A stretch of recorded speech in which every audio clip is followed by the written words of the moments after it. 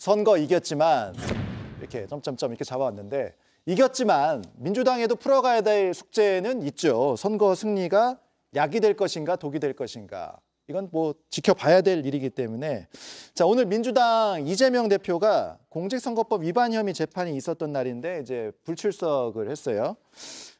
국정감사 일정으로 불출석했다고 했는데 재판은 연기가 됐고 근데 이재명 대표는 국정감사에도 이제 참석하진 않았습니다. 체력 회복이 안 됐다 이런 설명인데 선거에선 이겼지만 아직 이 대표가 언론 앞에 나서지 않고 있는 상황.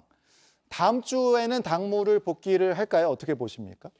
다음 주 정도에는 나오시면 어떨까 이런 희망들이 있는 것 같아요. 예. 그래서 회복되시는 대로 일단 국회에는 나오실 것 같고요. 네. 당도 조금 추슬려야 될 부분이 있죠. 그러니까 이번 선거 결과를 놓고 저희가 여러 얘기합니다만 이재명 대표가 곧바로 그 SNS에 올린 것처럼 이거는 정권에 대한 심판이었고 민주당의 자리에서가 아니다 이런 얘기 하셨잖아요.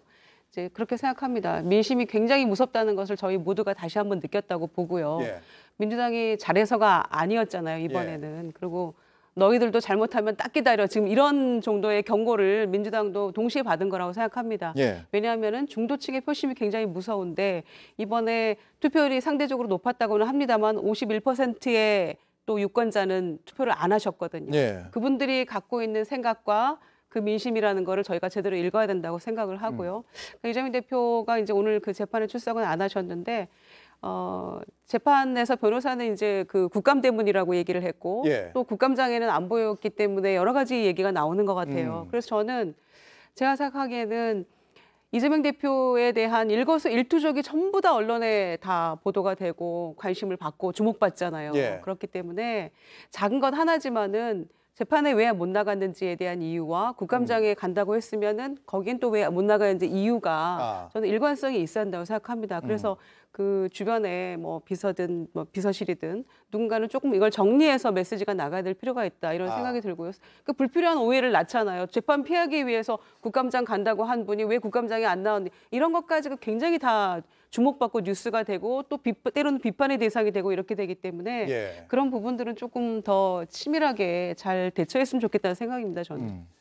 뭐 이재명 대표의 그 사법 리스크 그리고 당 대표로서의 리더십 이 부분은 뭐 본인의 몸을 혹사하면서까지 저렇게 단식 농동을 통해서 한 고비를 넘었다고는 하지만 여전히 살아있는 그런 리스크인 것만은 사실입니다. 왜냐하면 재판이 계속 진행되고 있기 때문에 그래서 저 단식에 대한 후유증으로 언제까지 저 사법재판을 저렇게 농락하려고 하시는지 저거는 좀 문제가 있다 이렇게 보여지고요. 검찰이 요구하는 것처럼 일주일에 한 번씩 재판이 치러져야 돼요. 그건 법률에 의해서 선거법은 기소 이후에 6개월 이내에 1심 판결이 나게끔 되어 있습니다. 그래서 속도를 내야 되는데 이재명 대표가 저렇게 불출석을 마음대로 그냥 해버리고 국감 일정 때문에 안 된다고 하고 국감장에는 없고 이런 것들이 국민들한테 또 좋게 보이지는 않을 거예요.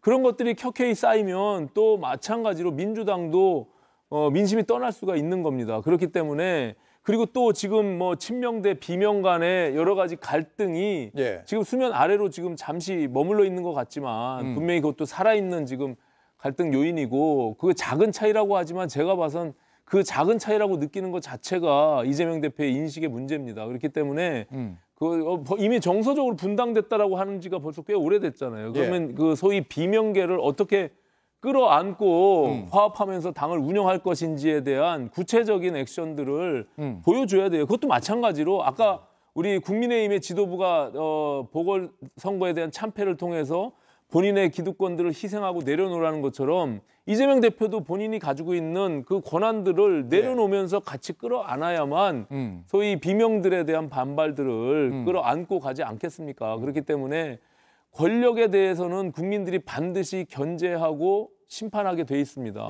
그렇기 때문에 그런 오만한 권력들이 비춰지지 않도록 뭐 여야 할 거 없이 모든 정치권의 권력들이 반드시 이 부분에 대해서는 생각해야 된다 이렇게 봅니다. 마지막으로 여쭤보면, 그러니까 이제 말씀하신 것처럼 이제 이재명 대표 관련해서 뭐 통합, 뭐 함께 이런 이제 단어를 강조를 하고 있긴 한데 또 뭐 선거 이후에도 비명계에 대해서 일각에선 징계 목소리가 계속 나오고 있는 상황이어서 선거 승리에도 불구하고 친명 비명 간의 갈등은 어떤 흐름으로 이어지게 될 것인가 어떻게 전망하시는지 짧게 조금 들어볼까요? 저는 이거는 전적으로 대표에게 달려 있다고 생각합니다. 대표에게 달려 있다. 네, 왜냐하면 뭐 국합 배드캅이냐 역할 분담론이냐. 예. 왜냐하면 대표는 통합 얘기하는데 어떤 분들은 또 징계 얘기하니까요. 그러나 저는 지금 그 영장 기각을 통해서 대표가 그 당내 파워 게임에서는 완승을 했다고 생각합니다. 대표에게 모든 권한이 있기 때문에 이재명 대표가 강하게 통합을 밀어붙이고 민생을 얘기한다면 저는 그런 부분들은 다 일시에 해소할 수 있다고 생각합니다. 알겠습니다. 오늘 두 분의 예리한 분석은 여기까지 들어보도록 하겠습니다. 고맙습니다.